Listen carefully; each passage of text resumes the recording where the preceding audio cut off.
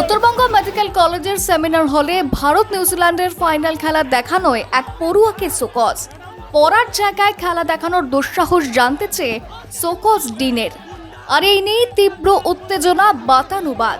ডিনের গাড়ির বনেটে উঠে বিক্ষোভ চিকিৎসক পড়ুয়াদের। দুই পক্ষের মধ্যে হাতাহাতির পরিস্থিতি। রক্তাক্ত একজন উত্তরবঙ্গ মেডিকেল চত্বরে।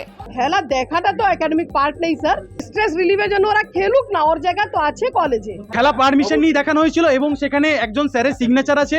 গত রবিবার ছিল ভারত এবং নিউজিল্যান্ডের মধ্যে ফাইনাল ম্যাচ, যা দেখানো হয়েছিল মেডিকেল কলেজের লেকচার থিয়েটারে। সেখানে খেলা দেখানোয় সানি মান্না নামের এক পড়ুয়াকে শোকজ নোটিশ পাঠানো হয়। তাতেই ক্ষুব্ধ হন পড়ুয়ারা। এ নিয়ে আজ ডিনের কাছে গিয়ে বিক্ষোভ দেখান পড়ুয়ারা।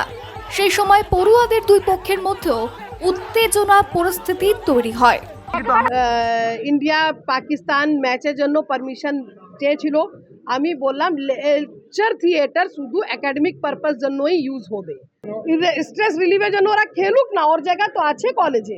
উইথ প্রিন্সিপালসের সাথে হয়তো ওভার দ্য কল কথা হয়েছিল, যেহেতু আমি এখানে প্রেজেন্ট ছিলাম না। আমি পরবর্তী জিনিসটা জানি এবং সেই জায়গা থেকেই বলতে পারি যে ছেলেটার নামে ওখানে সিগনেচারটুকু নেই, সেই ছেলেটিকে তাহলে শোকজ করা কেন হলো।